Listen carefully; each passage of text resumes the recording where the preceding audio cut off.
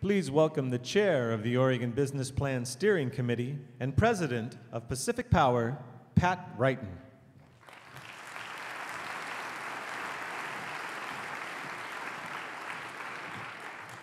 Good morning.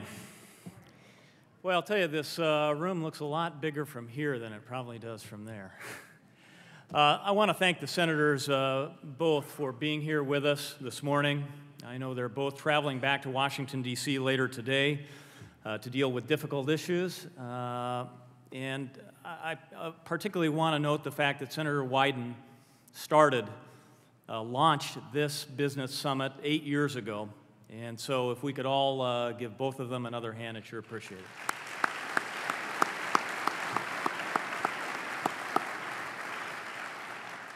Other folks that I'd like to thank this morning, now you all have an agenda and plan summary that looks like that. If you will look on the back, you'll notice sponsors.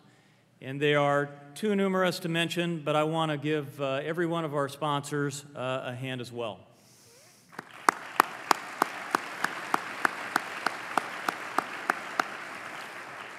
And one more thank you. You will also notice in the front cover the Business Plan Steering Committee.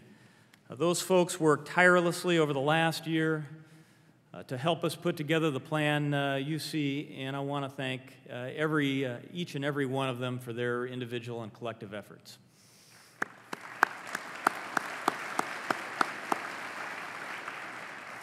So we've got a long day ahead, discussing Oregon's challenges and how to overcome them.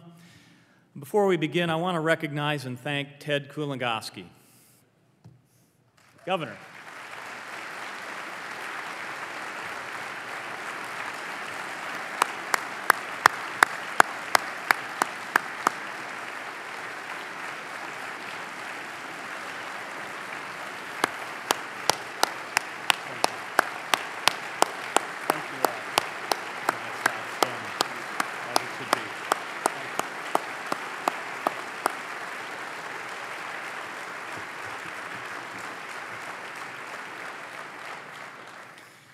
Nobody in the state, nobody knows more about the issues we're here to address than the person I'm about to introduce.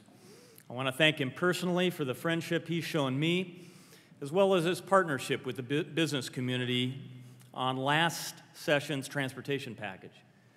Since its inception, Ted has been a strong supporter of the Oregon Business Plan. He delivered the keynote here 8 years ago and every year since. He kicked off his administration with initiatives to invest in transportation, promote research and technology, commercialization, streamline permitting, and address the crisis in our public pension system, all key initiatives of the Oregon Business Plan.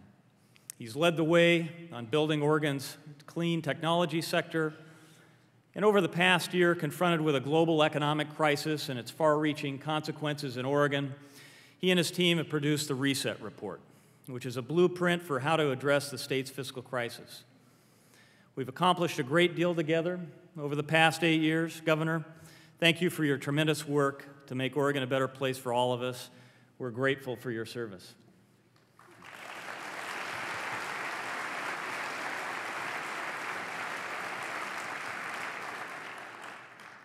Thank you, Pat, and I want to thank the Governor-elect John Kitzhaber, who you will hear from, but most of all, I want to thank each and every one of you and recognize your contributions to this event since its inception in 2002. Out of this summit has come, as Pat told you, the changes that we've made. The largest investment in our transportation system in the history of Oregon have come in the last 8 years, and this organization has been at the forefront of that effort. PERS reform, necessary then and necessary today. The Rainy Day Fund. This organization was supportive when we did it in 2007. Your presence here represents a vote of confidence in our state and in our future. In times like these, that confidence is tested, but it is critical. I'm not talking about a confidence that is based on wishful thinking. I'm talking about a confidence that is grounded in a realistic sense of our abilities to recognize and confront new realities, to build on our strengths and rise to new challenges.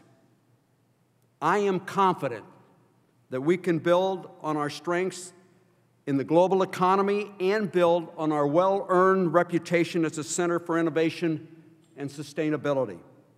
These are assets which you have helped to build during the past 8 years of the Oregon Business Plan and the 8 years of my administration. As to our government, we must adopt more foresighted approaches to budgeting, applying a laser-like focus to the core responsibilities of our government, and redesign the manner in which we meet those responsibilities in an era of more limited resources. Chartering the path for a better future will test both our minds and our will. Redesigning how we deliver services will require creative thinking and a willingness to make difficult and hard decisions.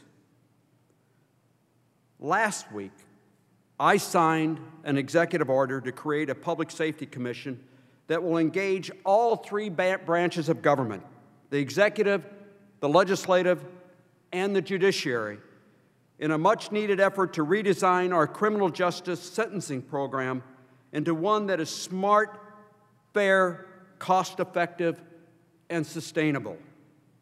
The involvement of all three branches of government in this area is significant, but we will still fall short without the engagement of the business leaders like yourself and a process of outreach, education, and debate that reaches all the people of Oregon.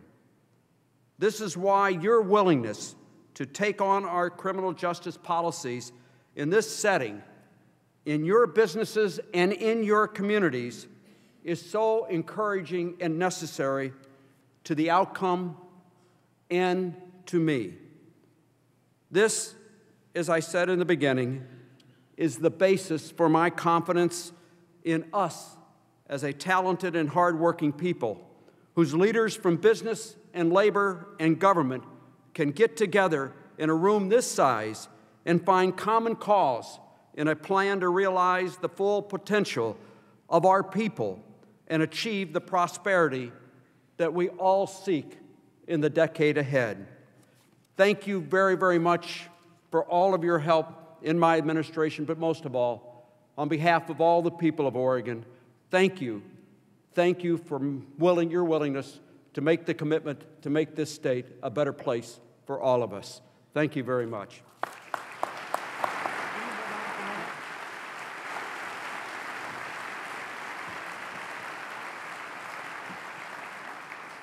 Governor, thank you. Sure appreciate you being here. We'd like to invite another friend up to the stage, Governor-elect John Kitzhaber.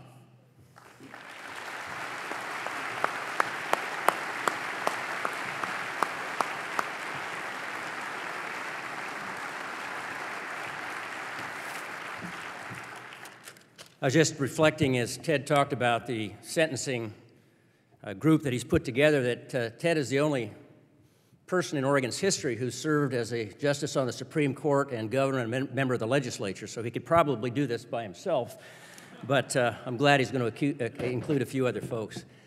I just wanted to add my voice to the words that Pat Wrighton said, and to remind everybody here that without the leadership of Governor Kulongoski, we would not be having this business summit today. As I was leaving office in 2002, I asked the Oregon Progress Board and the Oregon Department of Economic Development to work with the Oregon Business Council to develop a long-term strategy for Oregon's economy. And without the governor's leadership over the last 8 years, we wouldn't have such a robust plan that we're going to be here discussing throughout this day.